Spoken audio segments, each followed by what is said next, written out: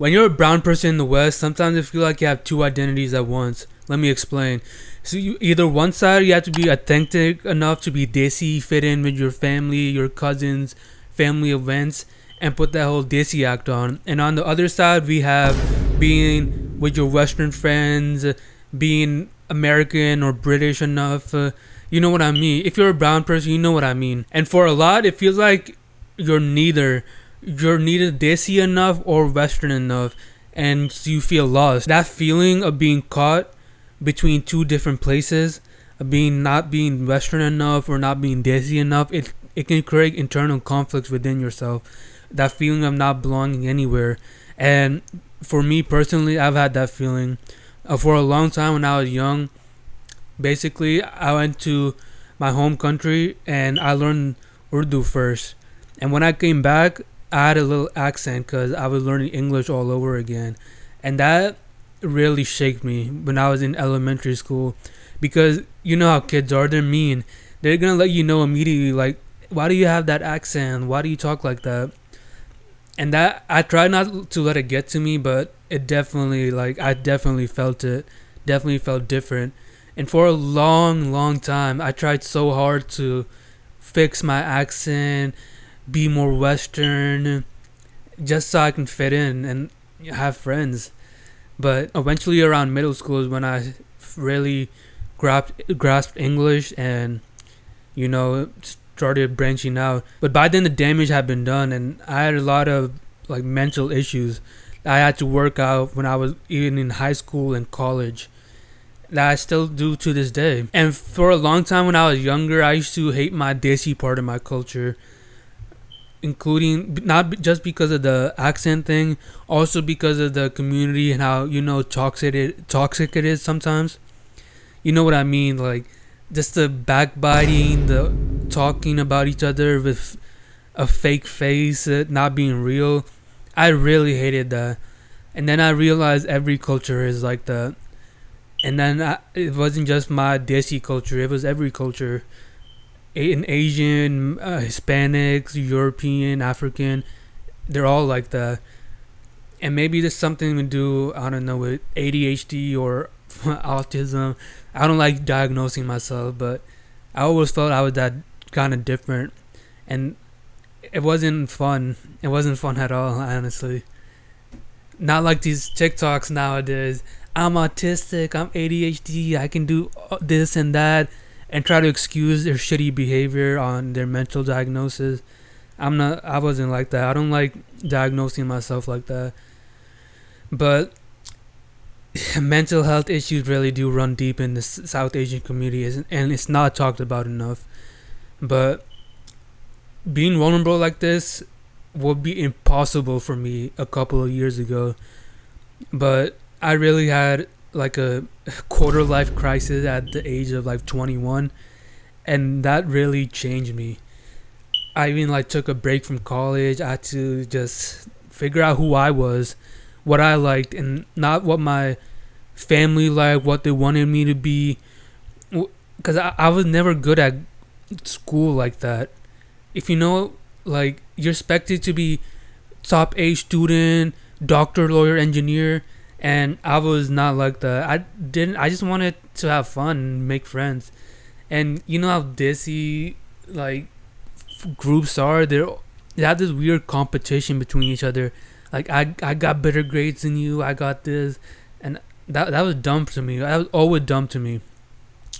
So after that, I shut myself off from a lot of people for a long time, and I thought that was the answer. That I was like this nonchalant ass dude who didn't need anyone.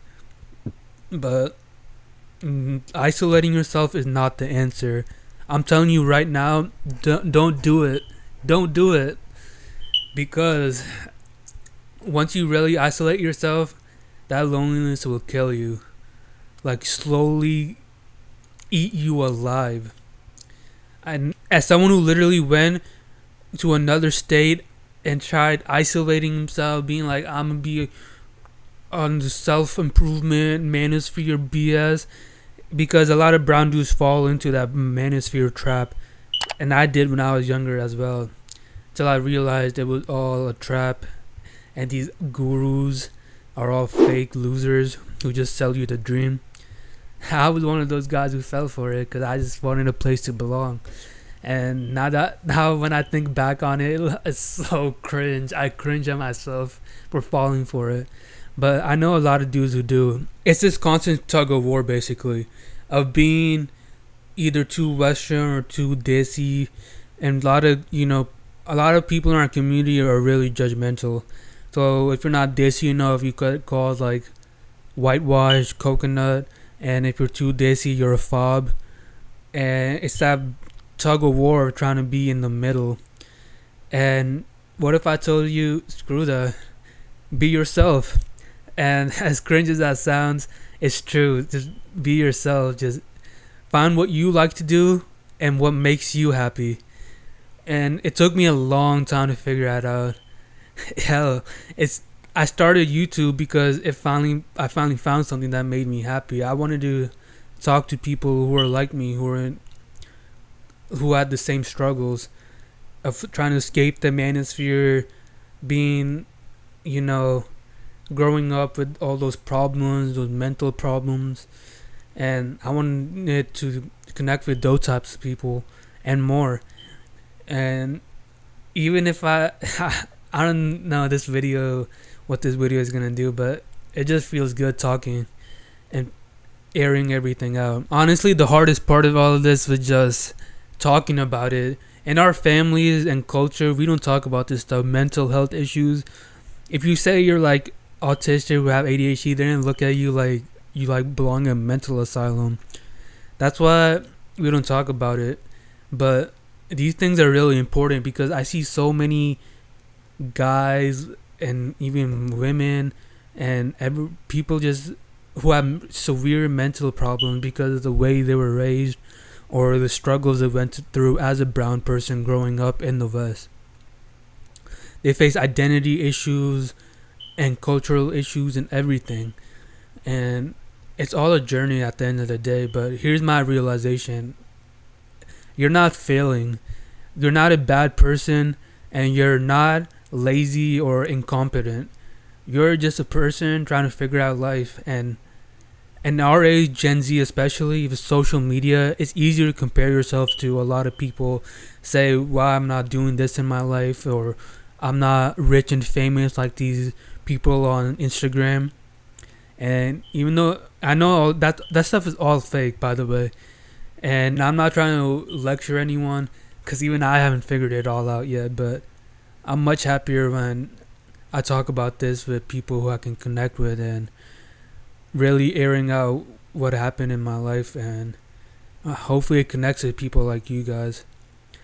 So yeah, this is what this channel is gonna be about: being brown, just funny stories, escaping the manosphere, and everything in between. So I hope you guys join me on this journey and stick with me because we have a long journey ahead of us. Peace.